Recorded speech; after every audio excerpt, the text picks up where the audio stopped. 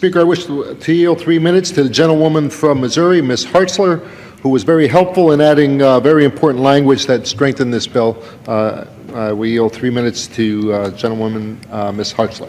The gentlewoman from Missouri is recognized for 3 minutes. Thank you. Mr. Speaker, in August of 2013, the southern portion of my district experienced a major disaster involving heavy flooding, which devastated infrastructure and caused significant hardship to many of my constituents.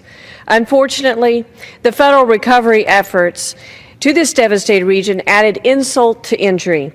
Local officials dealt with multiple teams completing and conducting duplicative site visits due to lost paperwork, inconsistent messages between various survey and evaluation teams, and unnecessarily long delays in recovery and reimbursement. Such a response to any disaster is unacceptable, and change is necessary.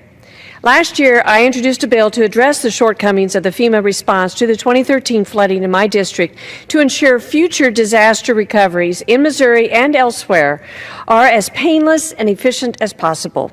My bill, which is included in this reform package, requires FEMA to create an action plan to address inconsistent guidance, inappropriate record-keeping procedures, and overall mixed assistance to local officials. Additionally, it directs FEMA to issue a forward-looking report to identify new technologies that further aid the disaster workforce in partnering with private nonprofits as well as state and local governments in the wake of a disaster or emergency. FEMA processes need to be streamlined and consistent in order to help those recovering from a disaster feel supported and assured the relief will come in a timely, efficient manner. I rise today in full support of H.R. 1471, the FEMA Disaster Assistance Reform Act.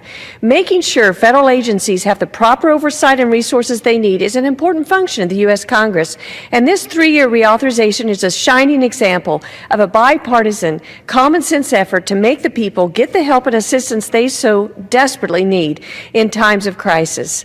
I want to thank the sponsor of this bill, Mr. Barletta, and the ranking member for including my language in the FEMA reform package, and I encourage my colleagues to vote for H.R. 1471.